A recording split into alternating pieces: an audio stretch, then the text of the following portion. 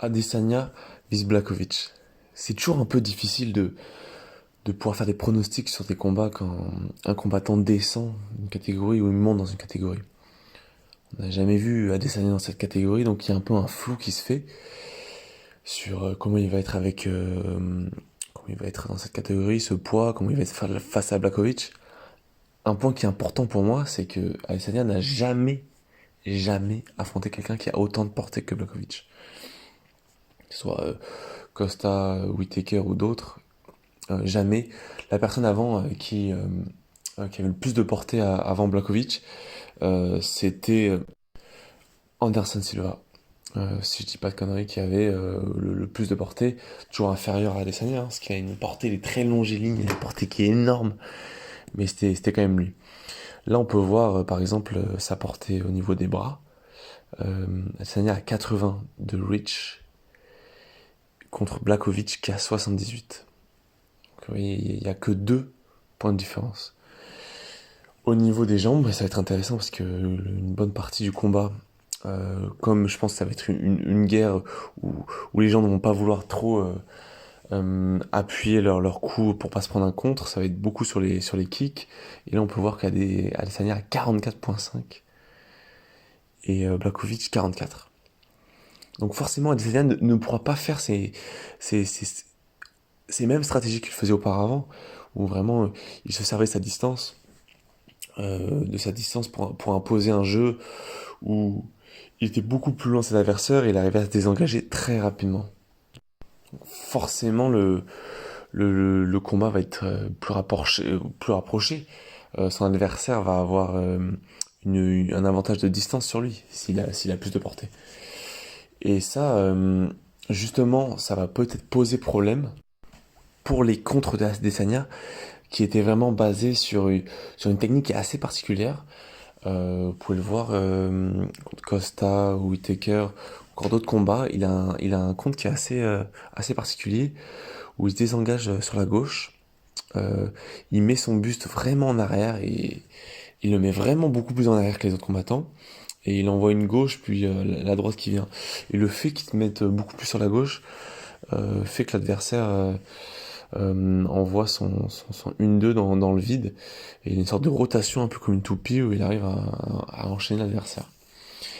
Ça, c'est possible si l'adversaire a moins de portée.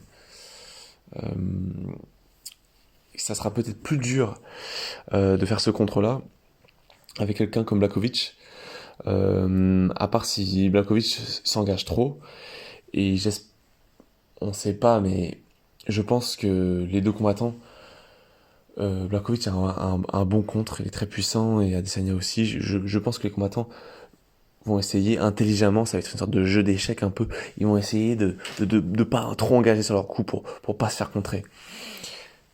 On va assister, je pense, à un combat avec beaucoup de jab, beaucoup de middle kick, de lolo kick, et on a vu que même les blitz de Whittaker ne marchaient pas, même si on est assez rapide. Adesanya, avec son énorme gestion de la distance, arrivait à annuler le jeu de Whittaker. Est-ce que Blachowicz va réussir à résoudre le problème Adesanya? Pour moi, Adesanya, c'est un peu on peut dire que c'est comme le Khabib, hein. Euh, le Khabib, mais debout. On sait ce qu'il va faire, on sait son jeu, mais il le fait si bien qu'on n'arrive pas à le résoudre. Euh, il fait ce qu'il est bon. Il fait toujours, il amène son combattant dans son monde. Et il s'adapte jamais vraiment à l'adversaire. Comme Khabib, on sait ce qu'il va faire, il le fera toujours. Là, je pense que c'est plutôt justement à Blachowicz de faire les ajustements pour essayer, euh, euh, pour essayer de remporter le combat, tout simplement. Alors, on va essayer de faire très rapidement. On va essayer peut-être de voir les game plans.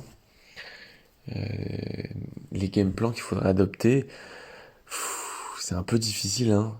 Euh, de savoir, peut-être qu'il y a des gens qui ont des idées ou quoi d'un game plan. Euh, Quel game plan vous feriez pour résoudre ce problème si par exemple vous étiez l'entraîneur de Blachowicz? Moi je pense peut-être qu'il y a une solution dans un truc, c'est que Euh, ce qui est sûr, c'est que quand Adesanya elle contrôle le milieu de la cage, euh, c'est c'est- c'est assez difficile. Il y a une trop bonne gestion de la distance. Je pense que, par exemple, quand une trop bonne gestion de la distance et même d'essayer de le prendre en lutte au milieu de la cage, c'est pratiquement impossible. Romero est un super bon lutteur. Même malgré ses explosions, il n'a pas réussi à utiliser sa lutte.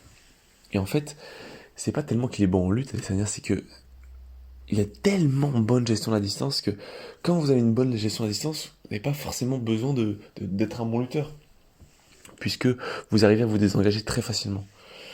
La solution, si vous voulez une anti-lutte, c'est pas de lutter, c'est d'avoir une gestion telle de la distance que vous arrivez à désengager assez rapidement, avant que l'adversaire justement arrive.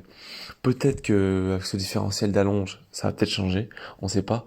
Mais ce qui est sûr, c'est que le milieu de la cage est assez compliqué. Moi, ce que j'ai pu voir avec Costa, le peu de fois où il a réussi à lui donner des coups, c'est où quand Adesanya se retrouvait son pied arrière contre la cage. Quand il est contre la cage, Adesanya a beaucoup de points faibles et je pense qu'il faut essayer de lui amener une pression constante. Pas être de passif comme a fait Romero ou Costa. Il faut vraiment essayer, au ce moment-là où Costa lui met ce peu de pression, il faut essayer de couper les angles. Évidemment, c'est facile à dire, mais il faudrait vraiment essayer de couper les angles, lui mettre une pression énorme, lui mettre une pression, mais avec, euh, avec, avec, avec pas tant de volume que ça, pour pas se prendre des contres. Parce qu'en fait, c'est le problème. Généralement, les gens sont assez passifs quand il y a des Sanya, pour pas justement trop engager et se prendre des contres. Et au moment où ils se prennent trop de dégâts avec les kicks de Desania, ils se disent putain là je suis en train de perdre le round, je vais l'allumer, je vais essayer de le descendre. Et là ils se prennent le compte d'Adesanya, il est déjà trop tard. Il faudrait en fait je pense appliquer pression constante, un peu comme fait peut-être Max Holloway.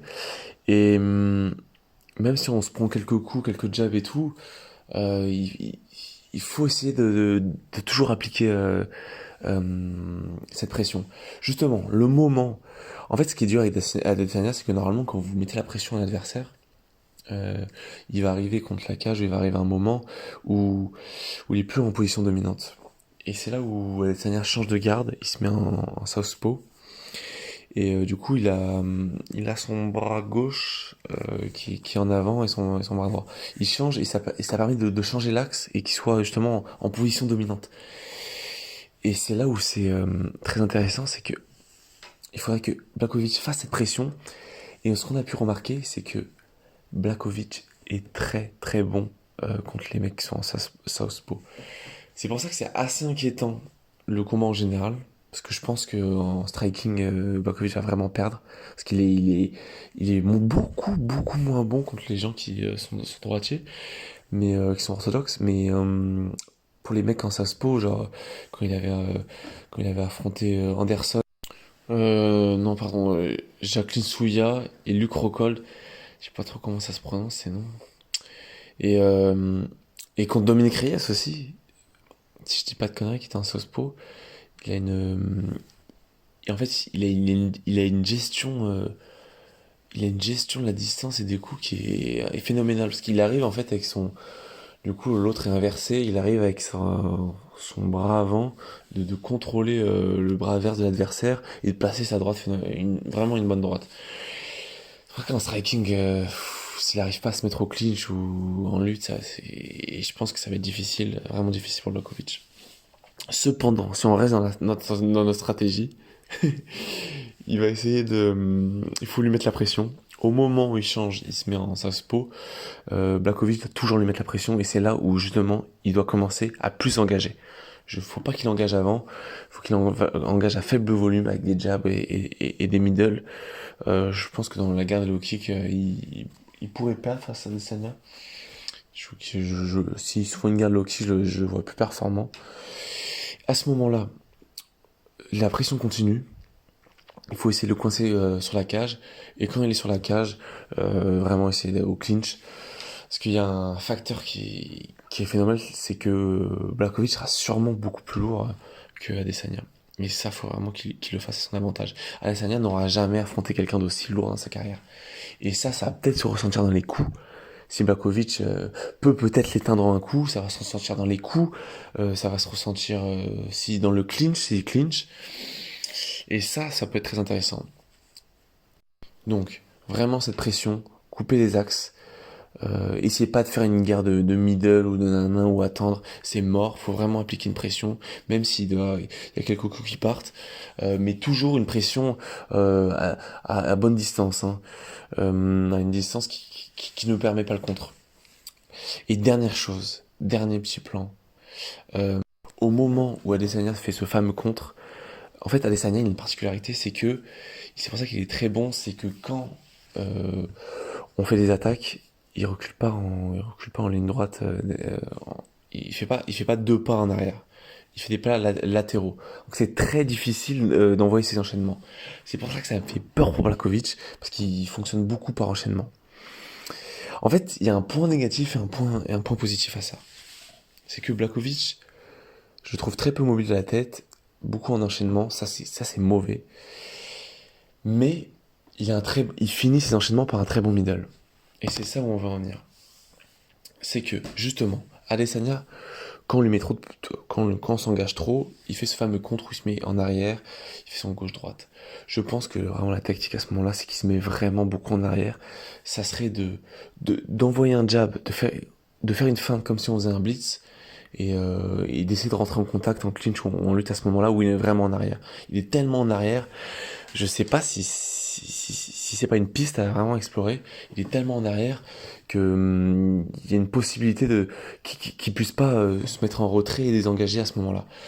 Et le problème de Blakovic, c'est que j'ai peur qu'il fasse ces enchaînements euh, où il fasse gauche droite, peut-être une autre gauche et après son middle. Il faudrait ou qu'il fasse un jab, il feinte, il plonge, ou il fasse un jab et tout de suite après il fait un middle. Un middle sur le côté extérieur d'où part Adesanya. Parce que s'il fait des enchaînements, Adesanya va l'attendre. Je pense qu'il faudrait pas qu'il engage trop sa main droite. Je, je pense que beaucoup de gens disent, oui, il a un préférentiel de puissance et tout. Il faut qu'il utilise cette puissance cette Polish power, la force polonaise pour le mettre KO. Mais je pense que c'est trop risqué face à Adesanya de pouvoir se faire contrer. Alors pour les paris, là je vois Blakovic non, Adesanya à 1,43, Blakovic à 2,70. Franchement, je suis pas fan de ce pari, hein. Moi, je parierais pas là-dessus, là. Il y a trop d'inconnus. Euh, 1,43, je sais pas s'il vaut le 2,70 aussi. Moi, je parierais sur Makhachev à 1,25. Je pense que c'est sûr de gagner. Peut-être un combiné avec un Nunes et un Yann PTR, Yann Pichi, qui est à 1,80. Sterling. Mais quoi, j'ai des gros doutes. En vérité, les gens voient Yann gagner. Mais la lutte de Sterling est vraiment excellente. Oh, je sais pas. Non, argent sûr. Islam Makhachev. Oh, je sais pas. Il est dur ce UFC à Paris, hein. Il est pas facile.